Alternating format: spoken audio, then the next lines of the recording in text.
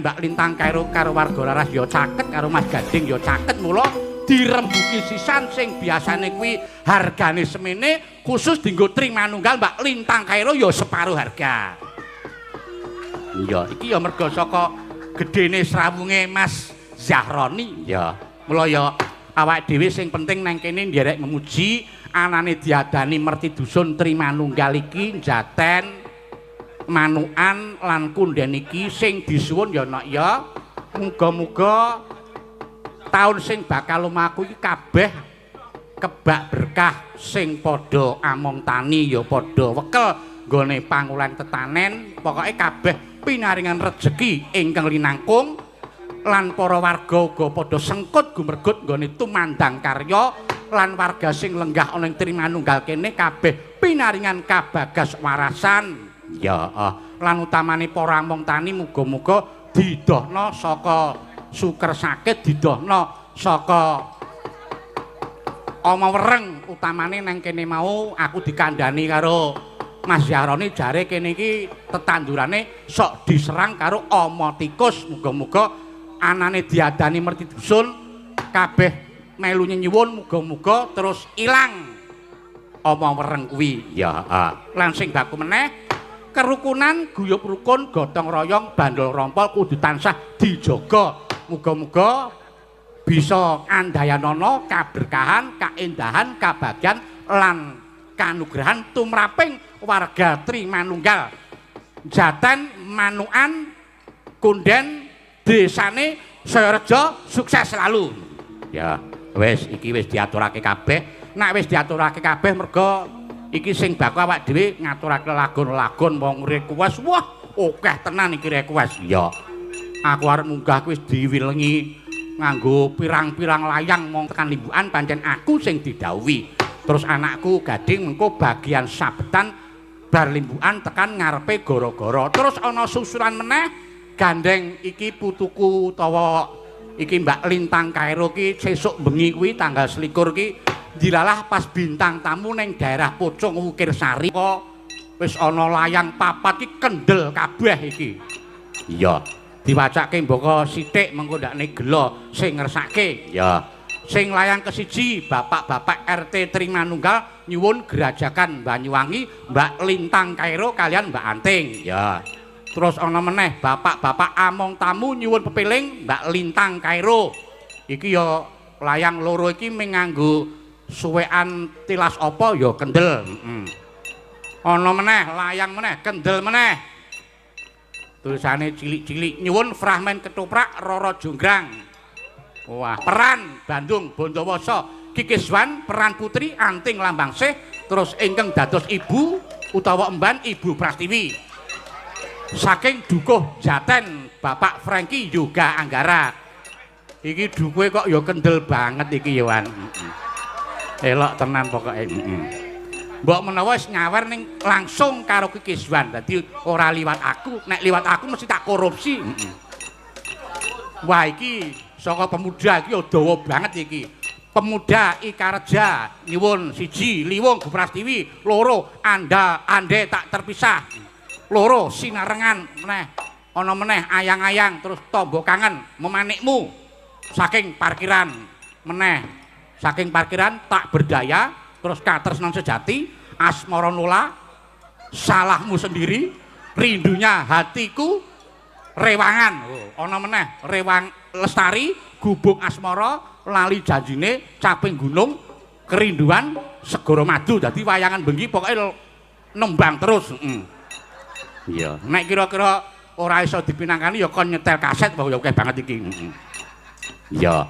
Mula iki dienggo lagu pambuka iki gandeng panjenengane luwih utamane iki panitia ngersake nyuwun lagon pepeling Mbak Lintang Kairo gandeng ya iki dibantu karo Mbak Lintang Kairo supaya jumeneng mongko iki ana request khusus Mbak Lintang Kairo karo Mas Gading mengko ana request panjenengane Mas Gading karo Mbak Lintang Kairo arep duet ya kuwi sampai inte. Ya sampai intai kuwi lagu romantis mula len nembang mengko sing romantis iki mengko Gading karo Kairo kuwi sampai inte, iya mengko nggon fragmen kuwi mengko sampai gila. Ayo Mbak Lintang Kairo supaya jumeneng diarep-arep karo sing para lenggah disepote nganggo cauk klirak Mas. Monggo Lintang Kairo.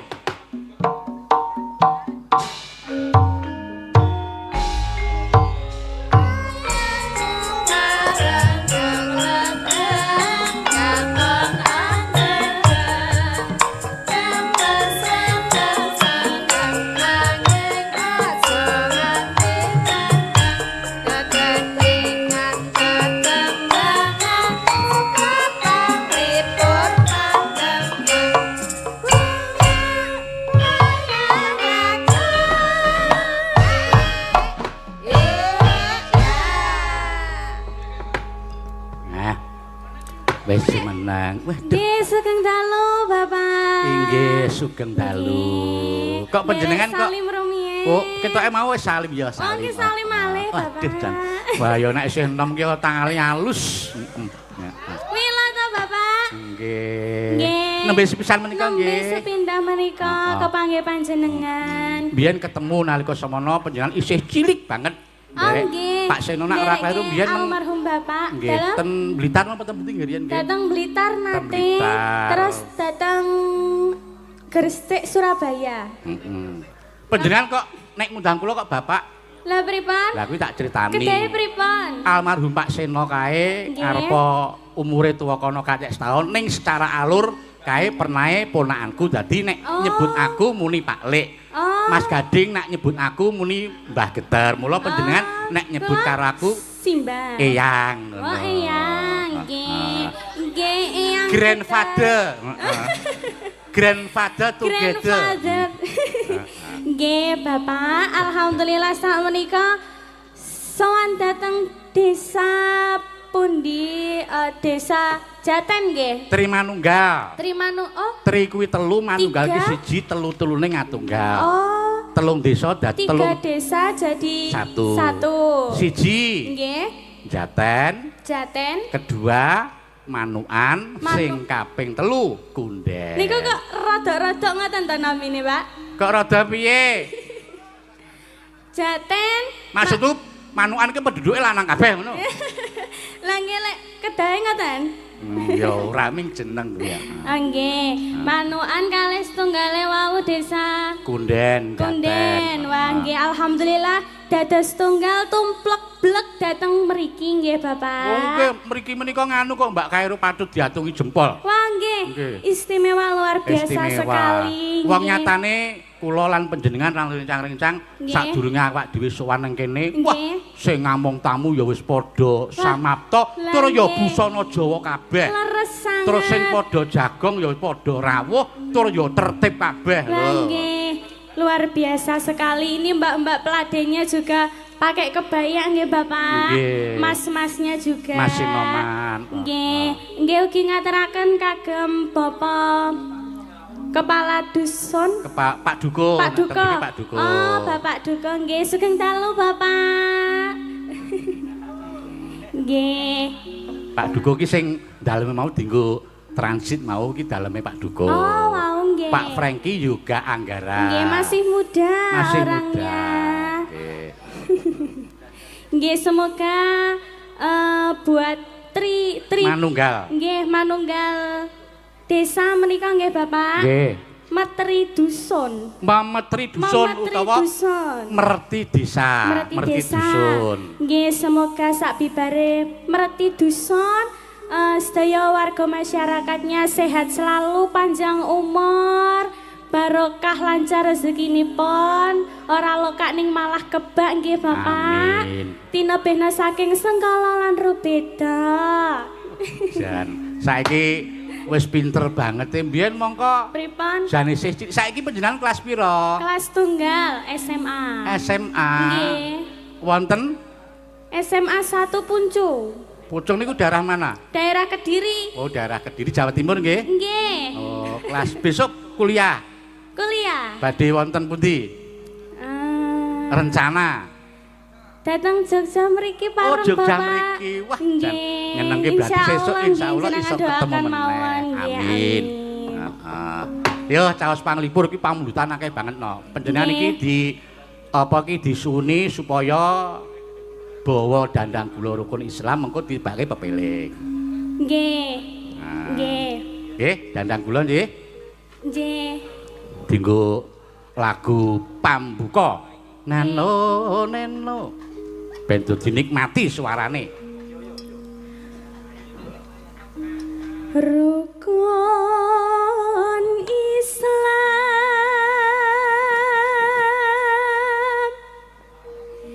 ing lima pan iki. Wah, sacake Mbak Lintang Karo iki pancen yo laris tenan wong suarane nganti nggih ngapunten Bapak. Ning panjenengan nganu kok tak adungi jempol. Saking senenge arep sowan ning Trimanunggal ki panjenengan le sowan mriki wae mruput esuk pun dugi mriki nggih. Sampun. Wah, nginep tengene Pak Jaroni wae nggih. Nggih, wau pagi sampun dateng dalemipun Bapak Jaroni nggih laras. Jan nyenengke. Ayo nok lanjut nok. Katindakna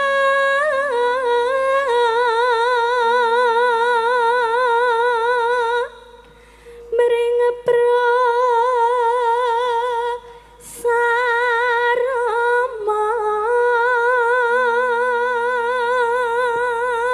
Neno aja nganti ditinggalke.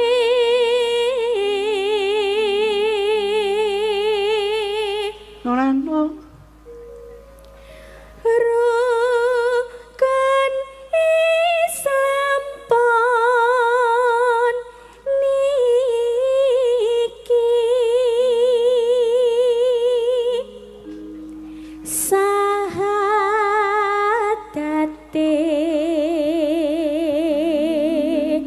kang angka siji.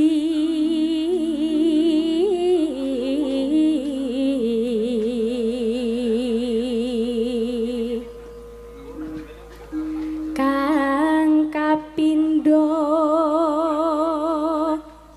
salat dene kang ketelu.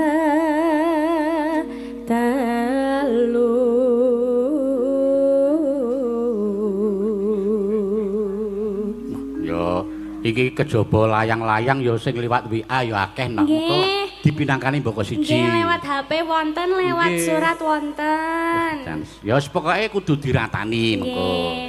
Ya lanjut. Ramadan nindakno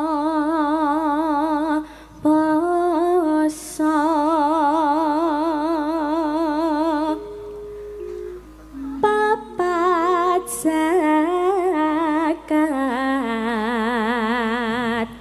ping 5 ngibadah haji. Nonano Rukun Islam sampurna.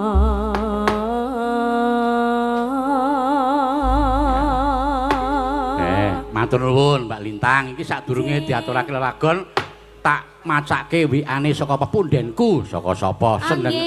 Saka panjenengane Pak Sabto Saroso ki anggota dewan iki mbiyen ya Lurah Sendang Sari kene. Ya. Iki WA nderek wungon mirsani wayang mugi tansah kalis ing rubeda ngantos tancep kayon benjang. Amin. Nderek tumut mangawi bagya kagem warga Jaten Kunden Manukan mugi tansah pinaringan kabejan lan kawilujengan. Ngapunten mboten saged nderek langsung mirsani nembe ngayahi jejiban negari. Nyuwun sinom nyamat kagem sedaya ingkang rawuh Pak Penewu, Mas Lurah lan sedaya kemawon saking Pak Sabto Saroso. Nggih, mangke dipun pinangkani monggo setunggal. Nggih. Monggo Mbak Lintang Kairo dilagokke pepiling monggo Mas. Ya, wis diaturake dienggo buka rasa karo dienggo lagu pembuka. Nggih, Bapak. Nah, lha niki panjenengan mumpung isih nang kene Aku wingi di WA karo admin Warga Laras Mas Gun. Nek panjenengan jare arep ngersake duet karo Mas Gading. Oh nggih. Lagune Sampai Inte. Sampai Inte. Monggo lagu niki Mas Gading hafal napa mboten? Ah wingi wis WA karo aku mongso. Wingi wis WA karo aku rak dipasrahi karo Mas Gun. Pak niki Lintang Kairo karo Mas Gading arep duet Sampai Inte kira-kira saged nulis notasine mboten beres mak tak tuliske notasine. Nggih. Ning gandeng lagu Sampai Inte kuwi lagu sing romantis. Nggih. Mas Gading karo panjenengan ya aja tido-tido mengko nembang ya karo sing romantis. Ah, nggih siap. Sing ekspresi. Upamane. Pripun? Upamane kaya Mas Gading, "Duh Inte." Terus sampean apa kok sampai ngene karo gandeng tangan. Pak niku, Pak. Oh, balik ya? Nggih. Ayo. Aku pancen seneng tak balik kok. Sampai dadi jalare pripun niku? Ayo Mas Gading, disebut yang disesak. Neng neng nong neng. Ayo Mas Gading, nyerak rene dijemput, Mbak. Ayo Mas Gading. Ayo dijemput. Kesini Mas Gading. Dijemput, digandeng. Ayo Mas Gading ya. Ayo Mas.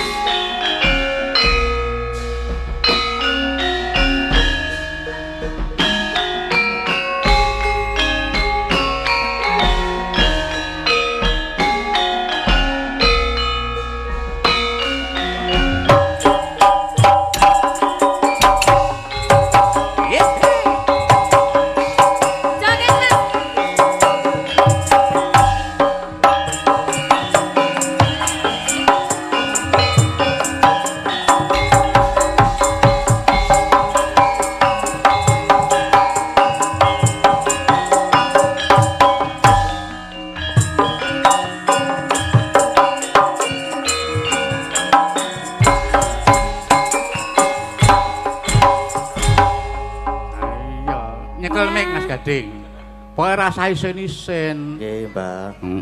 Sapa ngerti pengedikane almarhum Bapak mbiyen lumusi. Mbiyen nalika samono panjenengan ya isih cilik, mbiyen ya melu. Mbak Lintang Karo mbiyen ya melu. Sesuk nek ana rejaning jaman mbok menawa Lintang Karo sesuk iso dadi judune anakku barang mbok menawa lho. Mula kok njaluk lagu Sampai Inte. Nggih. Kudu Mas Gading iso ngimbangi lagu Sampai Inte iki romantis lho. Iya, dikit-dikit. Nek digandeng tangane ya manut. Heeh, lagunya dikit-dikit aja. Dikit-dikit kepiye?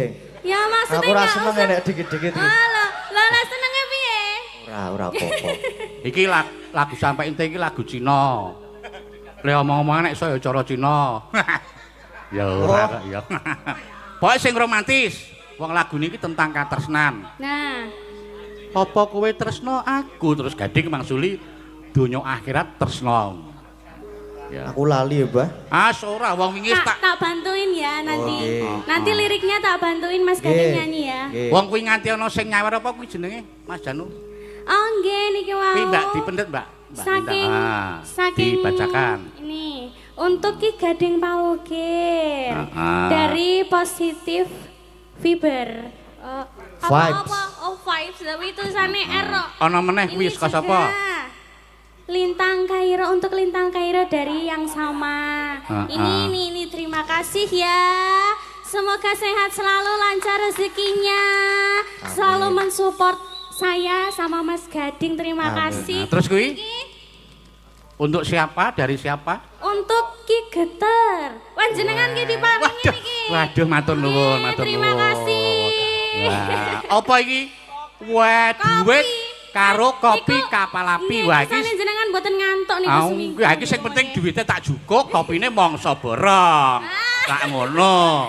Nya, kopine nya. Ada lagi, Bapak. Oh ya, terima kasih. Kesehatan niki, Mbak. Bukakno, Mas. Minta tolong. Berapa? Kuwi untuk Ki Geter apa untuk Ki Gading kuwi?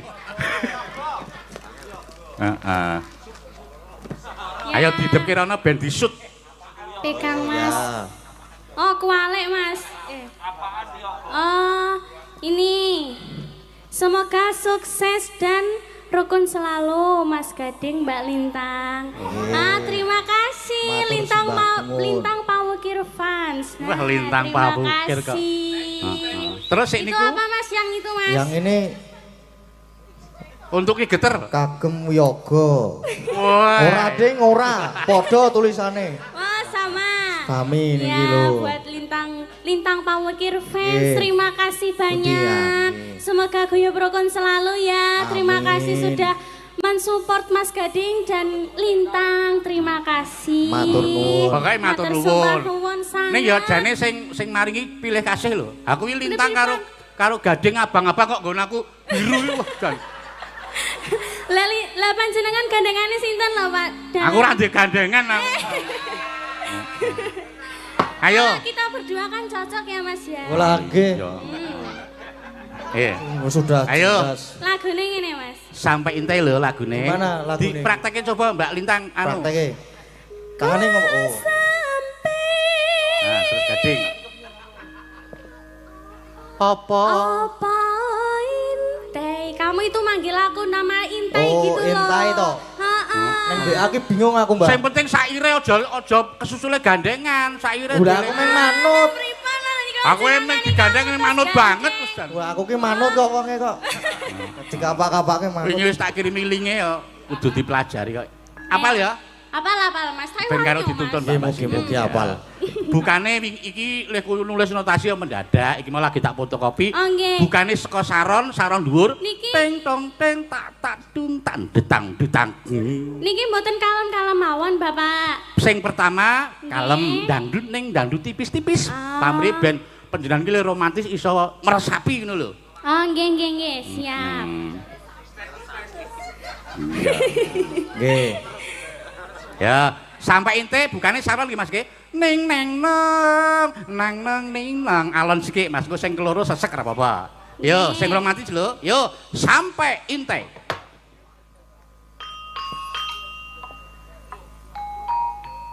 Sik Mas, ini lho. Kadang iki koyo Oh, aku kan Mas, Sik. Mas jenengan mboten dikirimi to, Mas? Kalih Ki Geter niki wau. wis tak kirimi iku sik Wah, tak terang jenengan dhisik karang yo dikirimi. maklum le gawe agi mau. Wah, nggih. Ini garape ngene ya. Ning nong ning kedang langsung nyaut tak ning neng neng tak tak terang tak dang den. Mas, endang. malah mencap-mencap. Foto ki piye to, Mas? Aku ya pengen romantis kok ya nang omah ra tau romantis kok. Oh, baca notasi to. Walah. Ayo buka saran Mas, yo.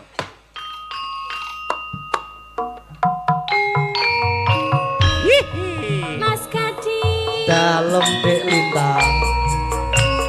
Mas Gading tahu nggak Apa? bedanya bintang sama lintang? Apa ya? Kalau bintang itu menyinari dunia. Oh. Kalau aku menyinari hatimu. Ayo Ya masuk. ampun.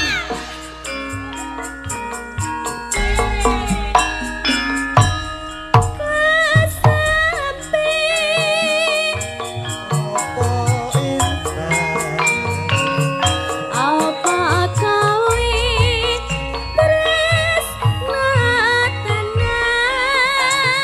terima kasih. Yo Intai.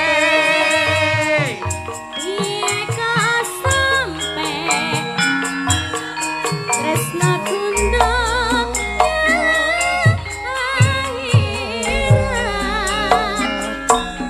yen mangkana sampai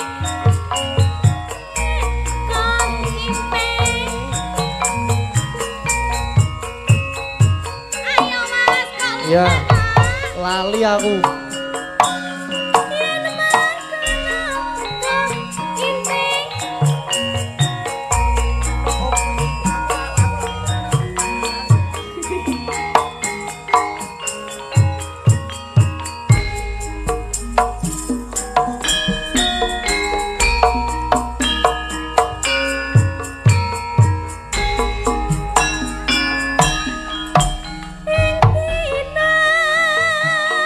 Si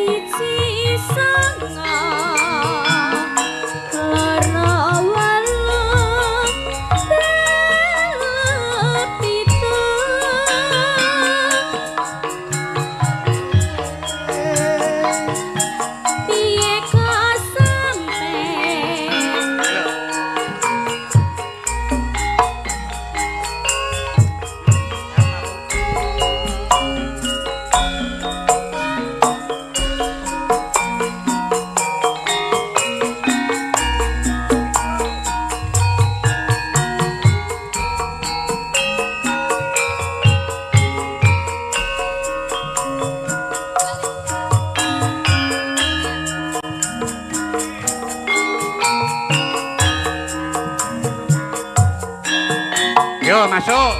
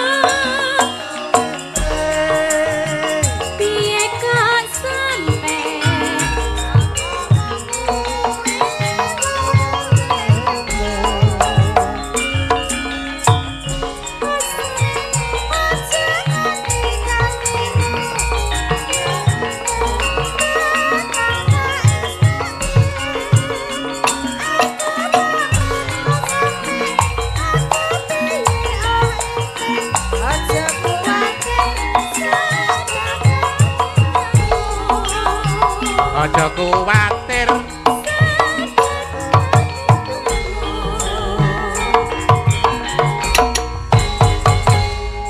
Wis aku angkat tangan, Mbah. Mboten napa-napa, Bapak. Ayo wingi wis tak dadak lagunya. Ayo wingi wis tak kirimi linge. Tarane ajar ning omah bulu. Mancing kok malahan. Lah mancing karo ajar. Iya, serapor golek iwak. Sesuk diapalke mergo iki nak panjenengan iso nyanyi karo Lintang karo jan pas banget ngene iki jane. Nggih.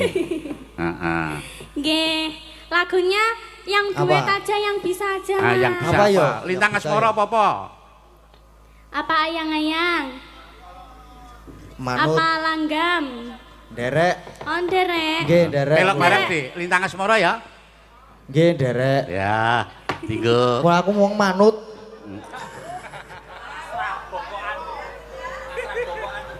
Yo. Angkat tangan aku, Mbah. Pun nggih, Mbah. Apa Mas? Pamit riyen. Lho. Kowe engko isih mayang bareng sih. Joding. Lah ya ki pripun to? Yo, Lintang Asmara ya. Nggih. Yo, monggo aja.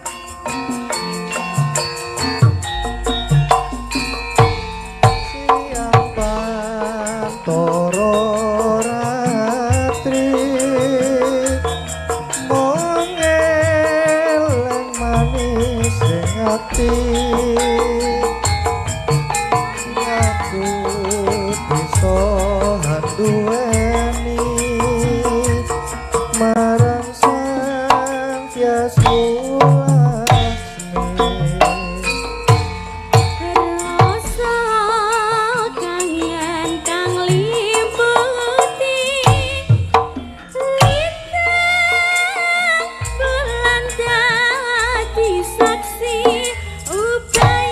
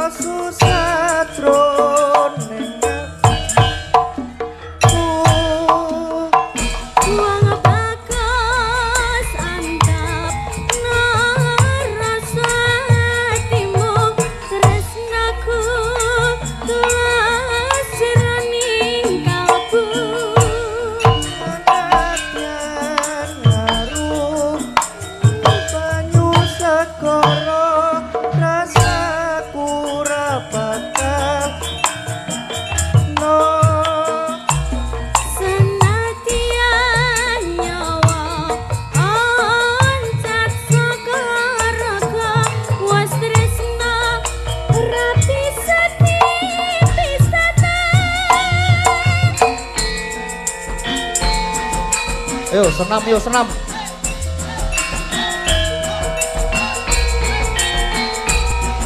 Kiri kiri kiri kiri.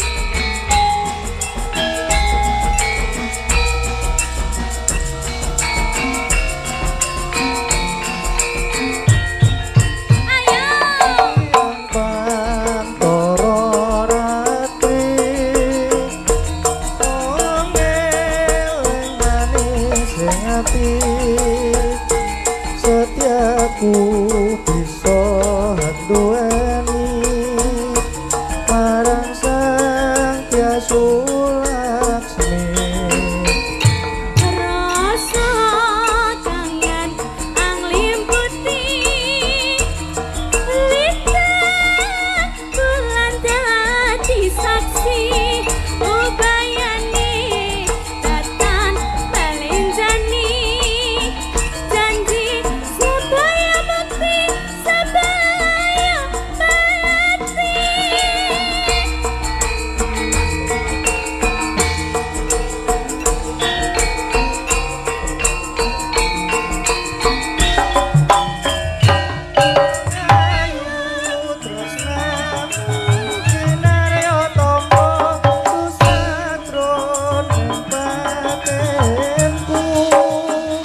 Wong bagus anteng narasa atimu tresnaku tulus rening kalbu. Banyu sakara rasaku ra bakal terno. Senadyan nyawa oncat saka raga was tresna ora bisa dipisahna. Yen was tresna ora bisa dipisahna. Ya matur nuwun. Nah, nek iki apa iki Mas, lagune? aku panas banget. Oh, sebentar ya. Kamu kok nggak peka banget sama aku, kenapa? Dikipasi sik. Kok dikipasi wong iki keringetan kayak Iya, gini iya, kok kok iya. dikipasi Ah. piye? Iya iya nduk kene nduk. Aduh, aku capek banget. Ayo dilapi nggo tisu. Saiki sementara Kene, nggo tisu kene, garing. kene. sik. Gimana, Mas? Oh, Oh. aku ning kene kok. Oh ya kene. Iya. pelan-pelan. Terima kasih. Alah alah Jan. Terima kasih. Nggih. Purun mboten, Mbah? Ora. Oke, pun. Mboten. Ayo, saiki sementara tisu garing sik. Esuk Pripun? terus nganggo tisu basah genti. Ayo kemringet kok yo. Nggih. Matur nuwun Mbak Lintang. Nggih, Karo Mas sami-sami. Gading. Nggih. Sementara Terima lenggah kasih, meneh Mas mengko Gading. jumen meneh mergo iki saka panitia ngersake supaya Pak Lurah munggah ning panggung sik. Oh, Oh nggih, siap. Karo mengko penjenengane Pak Ustad ya Pak Ustad Pak Sumiran nek ora kleru ya arep munggah panggung, arep nyumbang lagu. Ya. Oh nggih. Ayo. Nggih. Pelok bareng Dik, pelok 6. Mas Gading lenggah, Mbak Kairo lenggah, Pak Lurah diaturi munggah. Matur sembah nuwun. Ya, monggo Pak Lurah katuran minggah panggung ngelmu iku.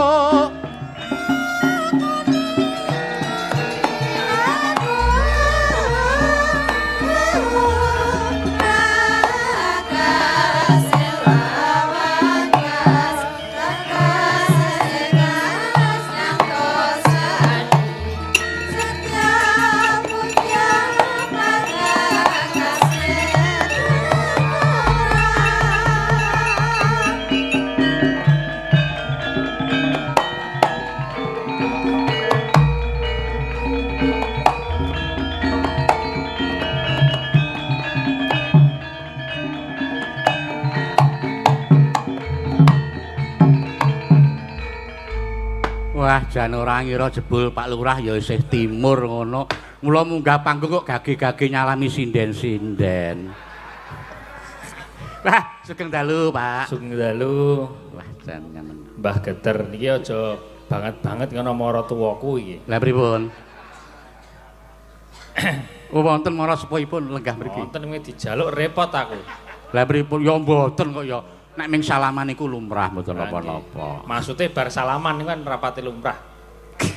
Ya mboten, Pak. Sami sehat toh? Alhamdulillah pangestunipun, Pak Mas Lurah. Gading sehat, Mas. Sik semangat Mas pokoknya Mas. Dadi dalang iki kudu gleleng kaya mbahne. Pak aku dalang denake nek aku, Mas. Maksude iki PD ya, PD. Nggih. Kanca-kanca warga laras mungkin iki pinarengan sehat. Nah iki pantesan apik banget tuh dalange wis pira iki. Ae. Terus ana dalang kerusuhan barang ora iki. Sinden-sindene ya senior ayu-ayu kabeh ning ra ana sing bagus. Ah nggih karang ya Piai Putri kok ya. Nggih. Paring pengendikan Pak, monggo Pak. Kita Nggih. sak kelimah rong kelimah. Derek matur derek mangga bagya kagem padukuan Tri Manunggal Jaten Manukan Kunden mugi-mugi sedaya tansah pinaringan kawilujengan pinaringan rezeki ingkang halal barokah keluarganipun sakinah mawaddah warahmah titi mancine kapundhut husnul khotimah. Amin.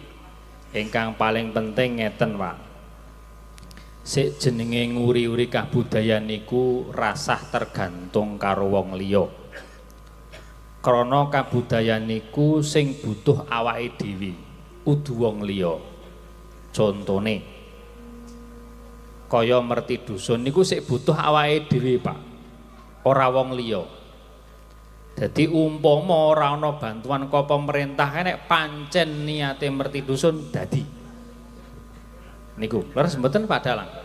Oh, Pak Dalang lagi buka WA. Mboten niki kula nembe di bisik-bisik Pak Duko. Nah, lajengipun nek ndandak ngenteni cecawene wong liya niku cara wong Jawa iku ora iso ngadeg saka sikile dhewe. Padahal di zaman sing modern iki dituntut awake dhewe niku iso ngadeg saka sikile dhewe. Nek ming tergantung karo wewehe wong liya utawa tergantung karo liyan niku awake dhewe ming dadi tuman dadi apa istilahé ora iso omong karo sing sak nyate ana niki ling rangke kata piye aku ora dalang ya soalé Wah ning panjenengan nyatane ya wasis racik ukara ngoten. Kira-kira ngoten menika. Dadi merti dusun niki wujud syukur awake dhewe. Ana sing muni wah kaya ora ana dasar Islam niku ming wong kurang turu. Nek ana wong ngoten niku mang undange kula tak adepane dhewe Pak rasah dikancani. Niku pancen le ngaji ora suwe paling ming buka ming sak kebet gitu. Nah, niki cara dalil. Nah, aku ya iso ngaji bareng kok untung kae. Niki dalil. La ing syakartum la azidannakum wa la ing kafartum inna adzabi lasyadid. Sapa wae sing gelem tansah syukur niku bakal ditambahi rezekine. Ning nek kufur ora gelem nyukuri nikmate niku siksane Gusti Allah luwih pedih. Niki maksude syukur niku ora diterangke syukur niku ming maca alhamdulillah tok mboten. Ning merti dusun niki wujud syukure wong Jawa. Lah niki sing kadang kala iki awake dhewe iki wong Jawa lali karo Jawane. Contoh sing paling akeh mulang anak luwih seneng bahasa Indonesia tinimbang basa Jawa. Krungu omong anake kok isin tinimbang basa Indonesia. Padahal nek cara kula Pak, sik bener anak niku ngukur wong tuwa ora apa-apa nalika cilik. Titi mangsane gedhe, anak niku wis mikir arep basa karo wong tuwa. Pramila kula ngajak sing di anak cilik-cilik le mulang bahasa Indonesia mengko. Saiki diulang basa Jawa. Soale napa nih basa Jawa niku sangat luar biasa. Suku katane kathah banget. Pramila wayang niki kula wau gateke basane ana sing paham ana sing ora. Nah, pramila niki mengke nek awake dhewe iki basa Indonesia tok cilik, pramila niki dalang babar lakon niku ya mingkur keplok mergane ra paham. Niki. Dadi ngoten menika pun Pak Dalang rasah suwe-suwe tanggapane larang iki. Mboten ya kaya ngendikane panjenengan menika wong ya Nggih. tiga pedukuhan iki ya Artosipun niki sareng-sareng swadaya. Aku ya beres, aku wis nggo dompet kok mau tekan omah. Lah nggih. Ning dereng sah menawi Pak Lurah menika dereng nyumbang lagu utawa tembang. Nyumbang duit wae daripada nyumbang lagu to Pak Yoga. Niku nggih penting, langkung penting niku ya. Ning nembang ya penting. Nggih, nembang mawon le pidato sesuk neh. Lurah ning piyai sing budaya kok ya. Iya, alhamdulillah. Bae kula ya nggo batik niki ya mergane budaya, Pak. Ah nggih. Iki batik cap G. G niku napa geter? Gratis. Oh, gratis. Gratis. Oke, Mas Wahyu apik batike pokoke. Wah, mengke teng Jawi, mengke jualan klambi ora apa-apa, pun. Ah kok terus tembunge pengendangku ki kaki kula mawon. Ning niku kari kuat napa mboten, Pak? Pripun? Nganggo klambine Kalenggan Lurah niki ora mesti kuat, Pak. Weh, mbok titenono kok nganggo sedina kok ora goyang ampuh. Elok tenan. Pancen Cendang Sari iki pancen luar biasa. Biyen lurahe sakderenge panjenengan ya Lurah Nom. Ning saiki pun almarhum ketoke nak mboten karo Mas Irfan nggih. Nggih, nalika Covid piyambakipun katimbalan. Nggih, wajan. Dasare ya piyai budaya panjenengan ya pinter nembang. Nyekarno Pak, nembang napa? Kula isane rondo kempling, Pak. Mang milih arep njaluk pasangan sinten? Aku milih sing sepuh wae, Pak. Panjenengan ki Lurah Enom, bagus kok selerane tuwa. Ora masalah selera. Sepuh niku nyesepe saya ampuh. Bener ora? Arep ngopo? Kowe menang aku pokoke. Berarti sepuh ki sing dimaksud santene malah akeh ngono. Lah ki mbok maksud sepuh niku werna-werna, Pak. Cara ngeten. Ya ana sing seneng nom ki wonten. Ning nek cara kula awake dhewe wong nom iku dinturu sik sepuh. Soale ngopo? Sik sepuh kuwi wis urip luwih suwe. Cara ngamal luwih akeh. Iki golek berkah aku ceritane Pak Dalang. Nggih. Oke. Dalange nom niku barang jare. Iku berarti nek sing sepuh Bu Prastiwi berarti. Ayo Mas sing kenal karo bune ka aku soalé. Wah, ayo Bu Prastiwi. Aja semelang Bu Prastiwi. Pokoke tak Pak Lurah ki jembar-jembar mesti disawer pribadi mengko. Tak jaluke dukuwe Jaten. Ayo, dijemput Mas. Ora kuat aku. Monggo Mbah kula dereke, Mbah. Kok Mbah? Lah pripun, Dik? Ya. Heeh. Le medul salto. Yo aja. Aja anjlok. Aduh ambulan ora ono. Yo Pras. Terus Pak Lurah ki sing enom bagus, sampeyan le mbageke ya sing sopan. Nggih. Halus. Nggih. Sugeng dalu Kang Mas. Iya, Aku le jawab piye iki? Sampeyan disebut Kang Mas ngono rasane sampeyan pripun, Pak? Biasa wae. Kulino soalé. Pun mboten ngefek. Ayo ning efek piye? Lho mengke jenengan mendem nak njuk ngefek. Mboten. Mengke presane kula kados Dewi Persik. Waduh. Ayo kalah lawan iki aku. Ning ngunjuk alkohol. Sehat to, Bu? Alhamdulillah. Yuswa pinten? Kula Nggih. 17 tahun. Mugi-mugi panjang yuswa. Amin. Padang jembar kubure. Nggih. Lah iya to nek ndongake sing apik. Ampun, ndongake ingkang sae-sae mawon. Lah nggih, tak panjang yuswa. Nggih. Rezekine lancar. Nggih. Akeh tanggapane. Amin. Aja lali kare kula. Mboten, jenengan ya mesti ra gelem tenan nek karo aku. Lah ya ora gelem piye maksude? Awang nyatane Pak Lurah ya duet ngersake bupras ngono kok ya. Maksude nek tenanan ya mesti ra kersa. Ning panggung ya Pak Lurah. Tak dispo mengke tak dispo Jogobaya kae, Bu. Nggih sinten-sinten purun kula monggo. Nggih, niku. Oh, terus sapa-sapa gelem. Tanggung jawab niku. Kang pundi? Niku. Wah monggo tenang batin kersaken. Kados napa Pak duet rondo komplit? Nggih, rada komplek aku sene rada komplek. Ayo Yudi, Bincang tak ajar lintune Pak Dalang. Nggih. Ayo di rondo komplit tak bukan minggu suling, Mas. Matur nuwun Pak Dalang. Luar Terus pundi biasa. rasipun? Wah, Duet kalih. kemringet. Kemringet. Nggih. Oh, ampun kapok nggih. Cetha ning Puskesmas iki nggih. Oh. Golek penetral racun.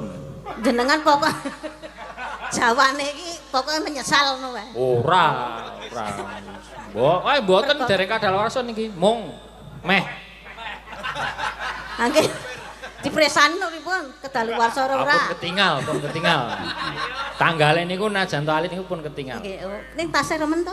Wah, remen kula sing ketinggal-ketinggal niku nggih. Oh, nggih, mengke kula ketok, kula duduhke teng mburi niku. Oh nggih, gampil nggih. Mas Yoga diwakili nggih? Nggih, sampun. Nggih. Pun niki. Ngoten Pak Dalang. Janjine mau yuk. Janjine dompetku Mas Sulis. Wah, iki Wah, nggih. jan. Pak Lurah ki suwe-suwe nganu kok sesuk iso madeg dadi bintang tamu kok. Amin. Wah, ojo Pak. Ojo Pak, ojo. Ngeten. Niku Dipacet amin lho sampean mau. Nyatane panjenengan yo menyampaikan visi misi yo Tak kena. jabut. Lucune yo oleh. Jadi ngeten, awake dhewe kudu sesuai dengan relnya masing-masing. Nggih pundi nek kula gawake napa? Wah iya, kok le. Ora oleh. Nah, ono relnya masing-masing. Pokoke jenengan ngopo ya Mas Wahyu? Pokoke angger dhuwit kaku mbek abang. Nah, jadi Mas Dalang Pak Dalang pokoke wilayahe budaya. Nggih. Iki era di pangku ya budaya iki wis ambruk tenan, Pak. Nggih. Nggih, apa meneh jamane saiki kaya ngeten. Laras. Nggih, to. Saiki wong Jawa sing nganggo surjan kuwi rak ya do angel. Nggih. Wong kula wae miru ndak ndelok gambar soalé. Nggih. Kula tak teng ranah politik mawon. Lah nggih, dadi lurah. Bijang ngundang jenengan mleh mawon. Amin. Diseseni Kyai Danyang, Nyai Danyang lho niki. Lah iya lek ngundang sesuk lho mbuh kapan? Wah, tiwas aku wis marem wis lega terus sesuk kapan? Taune dereng karuan dadine. Nek taune karuan, taune niku anggarane niku sik dereng karuan. Taune iki karuan. Bijang dintosi mawon. Nek mboten kendika terus yupras lak kami tegengen niku lho nunggu. Nah niki kula nunggu lho, Pak. Anu go apa jenengan? Janji niku adalah utang. Aku padahal ora tau janji lho. Niku wau lho. Piye? Wah, iki ora iso digugu ya. Kok ora janji? Mosok kon jelaske. Jelaske piye? Ah niku jero dompete niku lho. Oh. Ah, napa tak bukake? Sampeyan tak takoni sik. Ya. Kalau sithik apa akeh? Manut kula niku. Ora sithik apa akeh? Oke. Nggih, oke gelem sithik gelem. Ora sithik apa akeh milih? Napane niku? Ayo pokoke sithik apa akeh? Nek dhuwit oke. Oh, akeh. Akeh. Oke, kowe 2000-an. Oh, Lah iya to. Oke apa sithik? sithik abang. Sithik abang. Ya ono ra ya. Ternyata wong tuwa ki pinter tenan. Nggih. Kalah pengalaman aku. Iku nek piyai sepuh iki. Tak nek bukure kene ngarep ra? Jenengan ki lurah apa rentenir? Kok le pitung banget ki. Mengar kok nek blang plecit lho. Pitung banget ya di 2000-an. Kok ketoke ngono aku tipis iki didelok sik isine. Oh iya, walah. Bukure kene wae pira to? Oh, ming kertas. Lah ya rekening iki kertas iki. Wah. Yo, Nggih, matur nuwun nggih, Pak. Mugi-mugi berkah barokah. tumbas pembalut. Wis ora nganggo. Agak gombal mawon. Wah, jan elok tenan. Iki menyampaikan visi misi ya apik, lucu ya oleh, saru ya gelem lurah. Oh, ora nek saru ki ora. Saru ora. Ora salah maksudnya. Nggih. Sing paling penting paling sehat mawon sedaya mawon. Nggih. Nggih, Mas putrane Pak Seno iku kula selalu mengikuti lho, Pak. YouTube Pak Seno niku. Nggih. Ning tak komentari iki rung kena. Lah pripun? Rung ngerti kula yen. Maksude pripun niku? Hah? Oh. Kowe kok ngono ki HP-ne jadul rene. Mungkin panjenengan dereng berteman karo YouTube. HP ku anyar, Pak. Nggo tuku HP jenengan oleh 3 niki.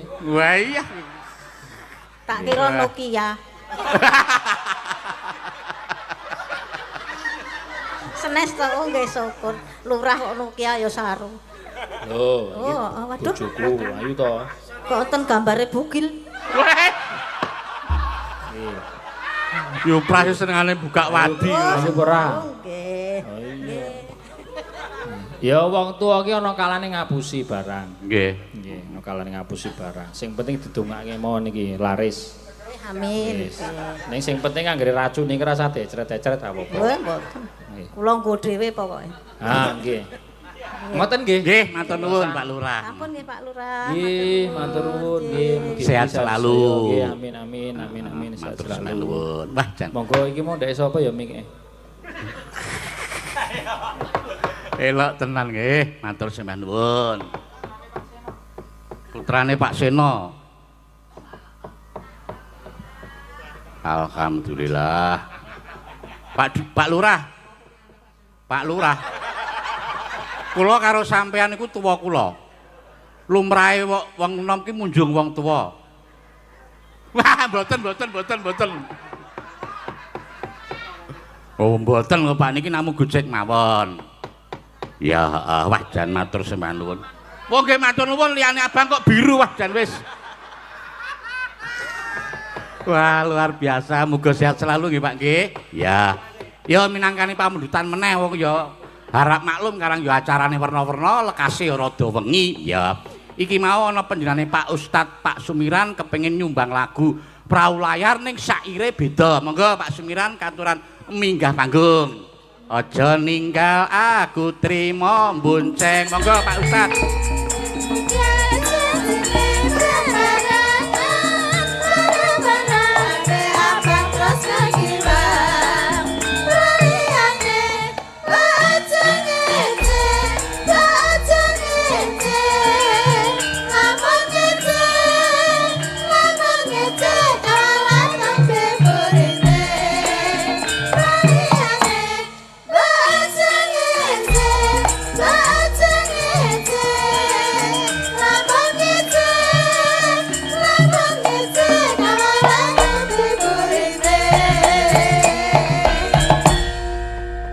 Oh, sajake ora sida rawuh, heeh. Oh, Pak Jarwo. Oh ya, ganti Pak Jarwo, katuran minggah dibisik karo Pak Jarone engko ndakne ditagih. Monggo Pak Jarwo, katuran minggah. Dadad kae